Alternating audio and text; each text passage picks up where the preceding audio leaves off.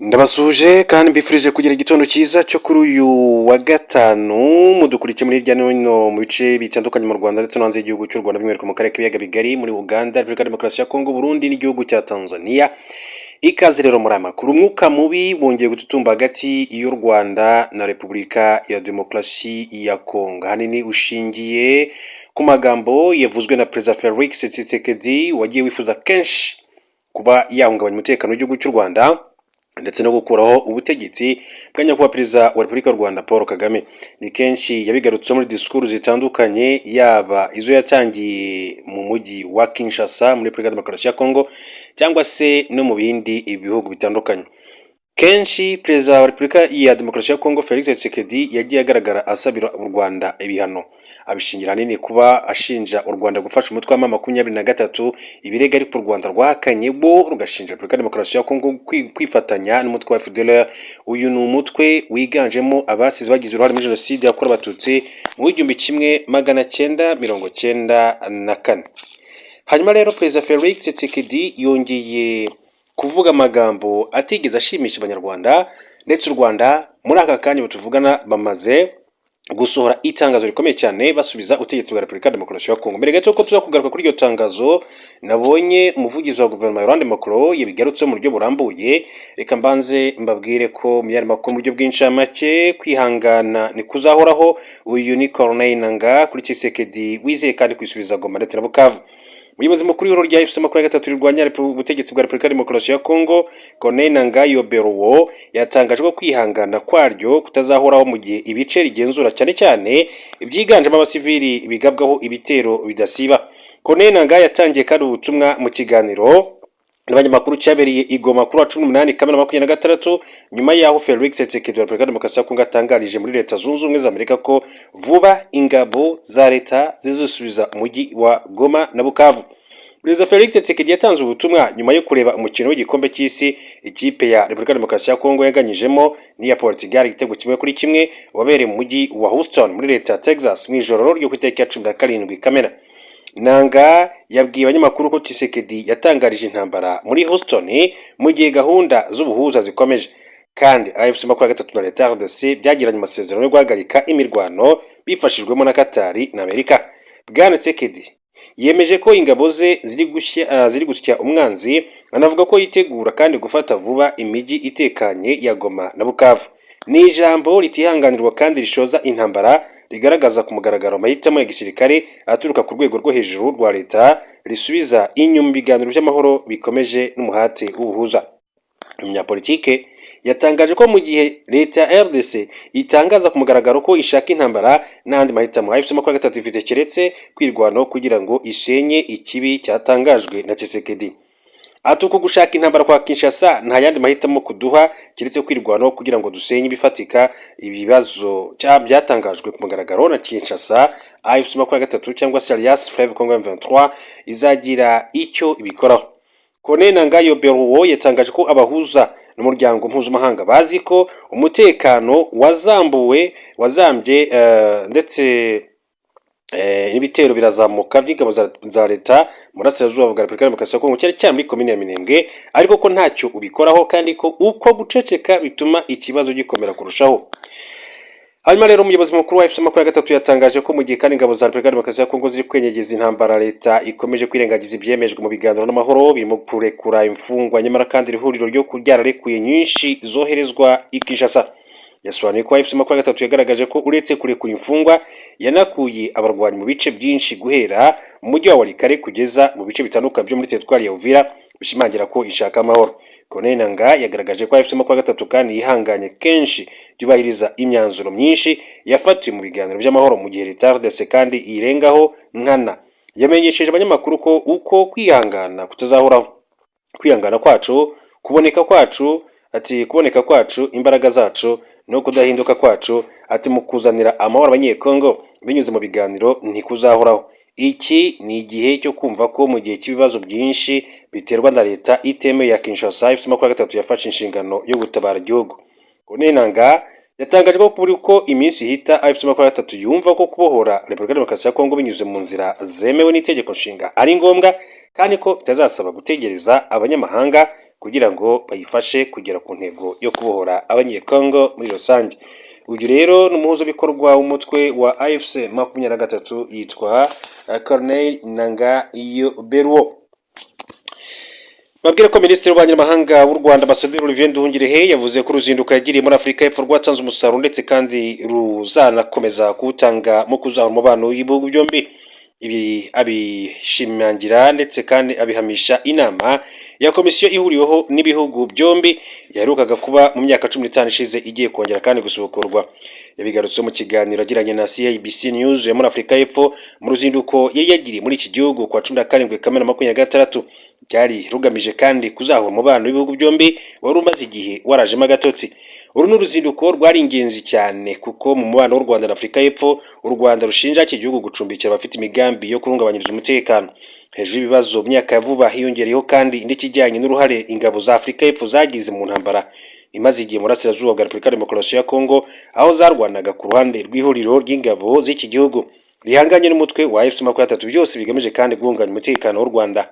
Bwana Nduhungirehe yavuze ko nubwo umubano w'ibihugu byombi wagiye uzama agatotsi, ariko habayeho n'ibiganiro byo ku rwego rwo hejuru hagati y'abakuru b'ibihugu byombi hagamije gushakira umuti ibibazo.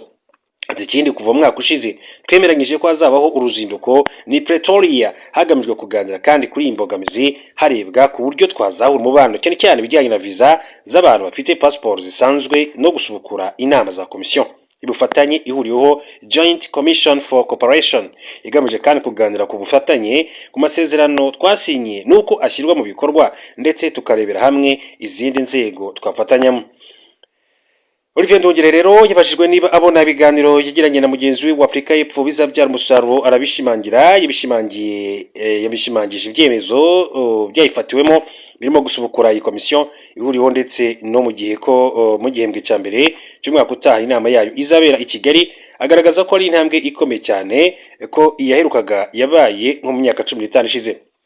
Imwe mu ngaruka z'ibi bibazo bya Afurika y'Epfo n'u Rwanda nuko abanyarwanda bagorwa no kubona visa zo kujya muri iki gihugu, nyamara rwarafunguriye amarembo ibihugu bya Afurika byose. Nduhungirehe ati mu itangazo rihuriweho twakoze twemeje ko tuzongera kandi imbaraga zacu kugira ngo dusubukure kugenderanirana hagati y'abaturage binyuze kandi mu kongera gutanga visa mu mezi 12 ari imbere. Mu byo Minisitiri Nduhungirehe ndetse na Minisitiri Ronald Lamola baganiriye harimo kandi kwimakaza amahoro n'umutekano ku mugabane wa Afurika n'akarere, harimo ibijyanye na Mozambique, na cyane ko ingabo z'u Rwanda zimaze igihe mu bikorwa byo kurwanya iterabwoba muri iki gihugu cya Mozambique cyane cyane mu ntara ya Cabo Delgado. Ibikorwa byatangiye muri 2021 byafashije gusubiza impunzi mu byazo zari zarakuwemo n'ibyihebe, ibikorwa by'ubucuruzi birasubukurwa, abana basubira mu mashuri n'ibindi. Nduhungirehe ati turacyafitanye imikoranire na Mozambique kandi tuzi ko Mozambique nk'uko Minisitiri Lamola yabivuze ari umufatanyabikorwa wa mbere mu by'ubucuruzi wa Afurika y'Epfo bijyanye n'ishoramari ry'ingenzi. Ibi rero nibyo bituma Minisitiri Nduhungirehe abona ko ari ingenzi ku mpande zombi mu gusangira amakuru y'ibigezweho mu guharanira ko Mozambique yagira umutekano. Mu byaganiriweho kandi harimo n'uko ibintu bihagaze mu Burasirazuba bwa Repubulika Demokarasi ya Kongo imaze imyaka 30. Icyakora hari ibiri gukorwa kugira ngo intambara kandi ihagarare binyuze mu buhuza bwa Leta Zunze Ubumwe za Amerika n'ubwa Qatar. Nubwo bimeze bityo, Nduhungirehe yavuze ko ari ingenzi kugira ngo nk'Afurika yunze ubumwe n'abanyamuryango bayo mu turere dutandukanye igire uruhare, na cyane ko uyu muryango uzi bihagije ibijyanye n'iki kibazo. Umugabane uzi impamvu muzi iki kibazo, ati twizera ko uruhare rwayo ari ingenzi. Mu mwaka utaha Afurika y'Epfo izatangira inshingano zo kuyobora itsinda rikurikirana amahame ajyanye n'amahoro n'umutekano kuri RDC n'akarere. Twizeye ko Afurika y'Epfo izagira uruhare rw'ingenzi no mu biganiro bigamije amahoro arambye mu Burasirazuba bwa RDC no mu karere k'ibiyaga bigari. Nduhungirehe abajijwe niba n'abakuru b'ibihugu byombi bazagira uruhare mu kuzahura umubano, undi asubiza ko ari ngombwa. Ati hari uruzinduko rwari ruteganyijwe mu mpera z'umwaka ushize ariko rurasubikwa, ndetse abaperezida bombi bahuye mu myaka 2 ishize mu bihe byo kwibuka ku nshuro 30 Jenoside yakorewe Abatutsi, ndetse n'umwaka ushize bahuriye i Brussels mu Bubiligi mu nama ya Global Gateway Summit. Nduhungirehe yavuze ko kandi nyuma y'uruzinduko yagiriye muri Afurika y'Epfo ibihugu byombi bizashaka uburyo abakuru b'ibihugu kandi bahura kugira ngo umubano w'ibihugu byombi ushimangirwe. Ikaze rero muri amakuru yacu ku buryo burambuye, ariko tujya ku magambo cyangwa se ku bijyanye nibyo guverinoma y'u Rwanda imaze gusubiza Repubulika ya Demokarasi ya Kongo. Umuvugizi wa guverinoma y'u Rwanda yitwa Laurent Macron yatangaje ko abanyafurika baraye mu byishimo by'uburyo ikipe y'igihugu ya Repubulika ya Demokarasi ya Kongo yanganyijemo na Portugal igitego kimwe kuri kimwe, ariko Perezida Felix Tshisekedi agahitamo guherekesha ibi byishimo ibitutsi no kuvuga ko yiteguye kandi kujya kurasa mu burasirazuba bw'igihugu cye. Tshisekedi warebye uyu mukino muri stade, ndetse ikipe ya Repubulika ya Demokarasi ya Kongo ikora amateka yo kunganya na Portugal no kubona inota rya mbere mu gikombe cy'isi yitabiriye bwa kabiri yagirukagamo mu myaka 52 ishize. Kuri Tshisekedi ni wari umwanya wo kwishimira amateka ya Leopard, no kuvuga ni izina ry'ikipe y'igihugu ya Repubulika ya Demokarasi ya Kongo yanditse yo gutsinda igitego bwa mbere mu gikombe cy'isi, ahubwo yahisemo guhura n'abanyekongo baba muri Amerika ababwira ibijyanye na politike. Tshisekedi yavuze ko bijyanye n'uko igihugu cyabo kiri mu ntambara, abakinnyi babo bakoze ibitangaza kuko hari abatekerezaga ko bazagurwa n'abarimo na rutahizamu Cristiano Ronaldo urimo bakomeye cyane ku isi, ariko ko bagaragaje ko bashobora kandi kwihagararaho. Asobanura iby'iyi ntambara, Tshisekedi yavuze ko leta ya RDC yatahuye abagambanyi bakora n'ihoro rya F23 rigenzura igice kinini cyane cy'uburasirazuba bw'igihugu. Asobanura ko ngo yibwiraga ko baba mu Rwanda gusa, ariko ngo yasanze baracengeye ni Kinshasa.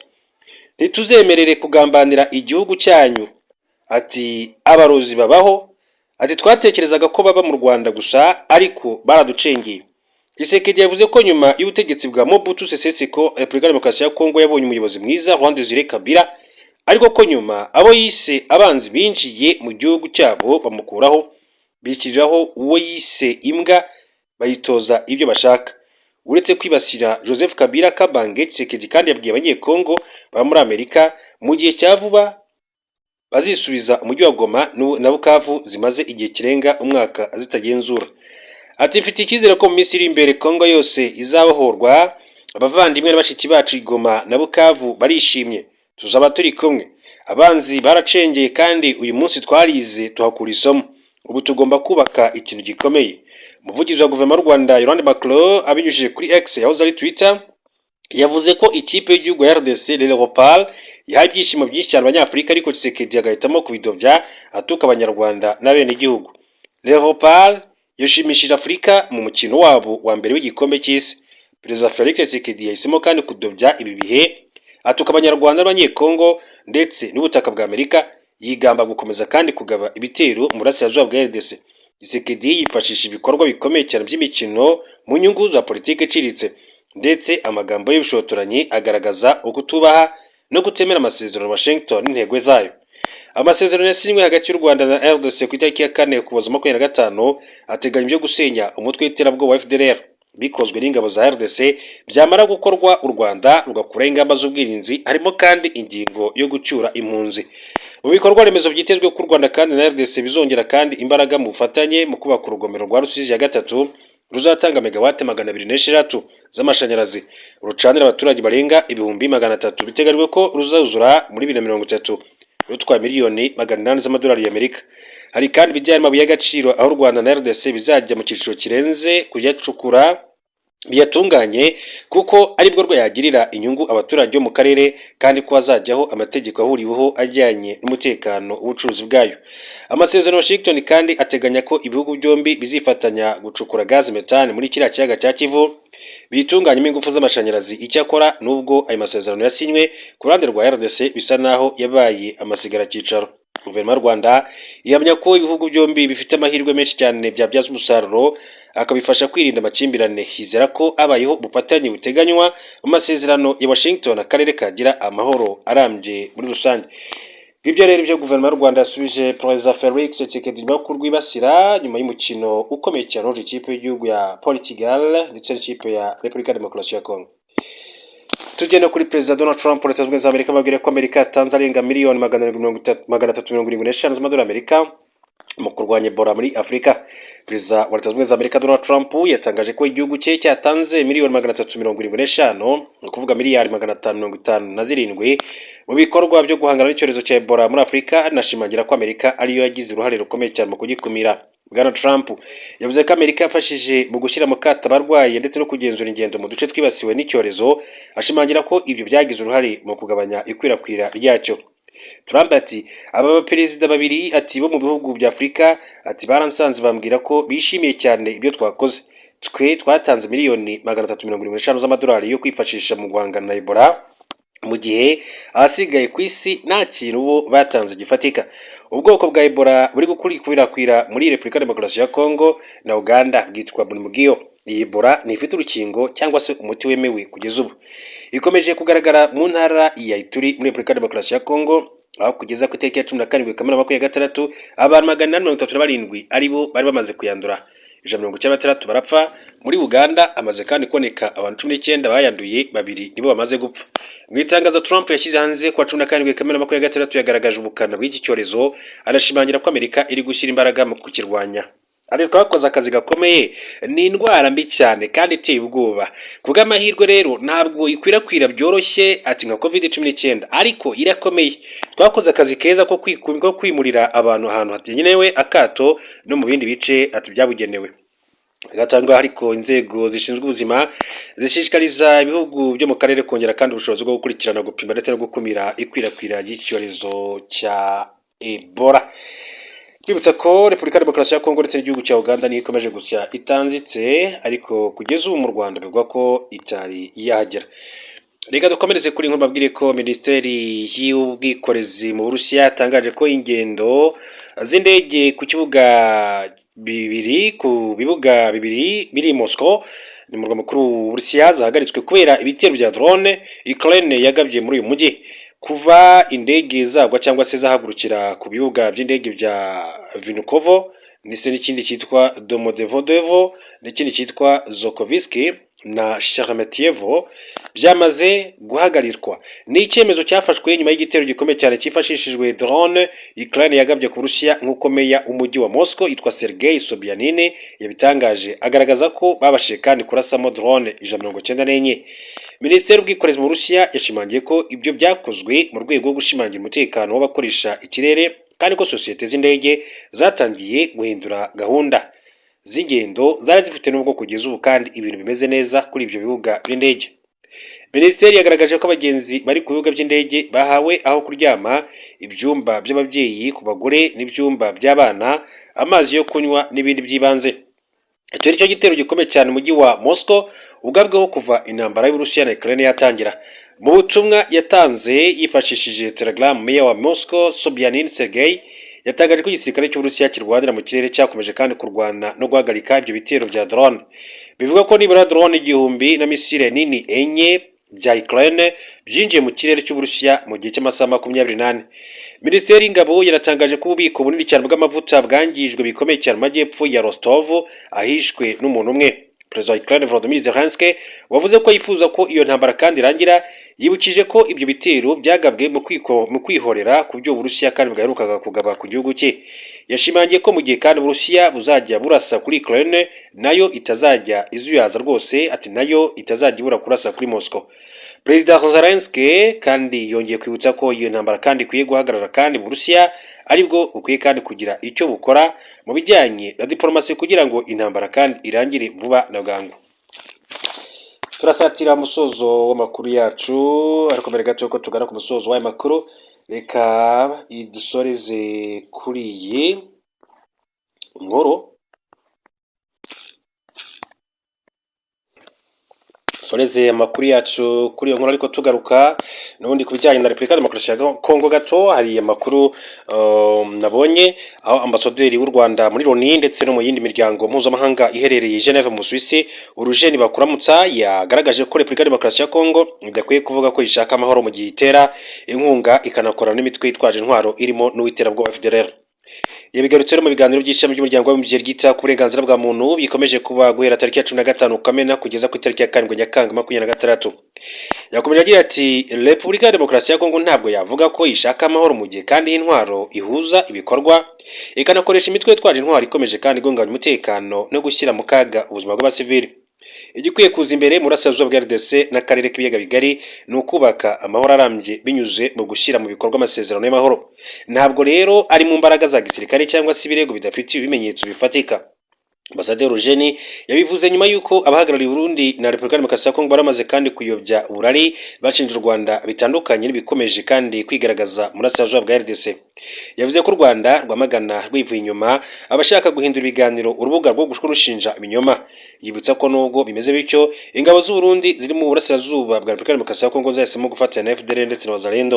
Yerekanye ko abasirikare b'u Burundi barenga 10,000 boherejwe mu bice bitandukanye by'Uburasirazuba bwa RDC gufatanya n'ingabo zayo FARDC, FDLR, Wazalendo n'abacanshu b'abanyamahanga bakazi na leta ya Kinshasa. Yibukije ko raporo zitandukanye zerekanye ibyo ingabo z'u Burundi zikorera abaturage b'abanyekongo birimo gufatwa ku ngufu n'ibindi by'ubugome ndengakamere. Yanibukije kandi ko u Rwanda rutasibye kwerekana impungenge z'umutekano muke ruterwa no kuba umutwe wa FDLR uri muri Repubulika ya Demokarasi ya Kongo, kandi ko ukomeje guhabwa intwaro nubwo ari ibyemezo byinshi byagiye bifatwa bigamije kandi kuyisenya. Nubwo hari ibyemezo bisobanutse by'akanama Karoni gashinzwe umutekano byo kwambura intwaro FDLR n'ibyemeranyijwe mu masezerano y'amahoro yasinyiwe i Washington, FDLR zikomeje kubona intwaro, gukorana no gushyirwa mu ngabo za leta ya RDC. Yavuze ko raporo nyinshi zagiye zigaragaza ko RDC ikorana n'indi mitwe itwaje intwaro irimo Wazalendo na Codeco, bityo ko idakwiye kandi guhora ivuga ko ishaka amahoro ikorana n'abayahungabanya. Ambasaderi Eugene yibukije ko u Rwanda rushishikariye inzira y'ibiganiro bigamije kubona amahoro arambye mu karere k'ibiyaga bigari. Muri ibyo biganiro kandi u Rwanda rwanagaragaje ko hakwiye kurwanywa imvugo z'urwango, guhana abazikoresha, abatangaza amakuru y'ibinyoma hatitawe ku nzira baba bakoresheje mu kubikora. Reka rero mbashimire cyane, mbifuriza gukomeza kugira igitondo cyiza n'umunsi mwiza muri rusange. Turaza gusubira mu makuru.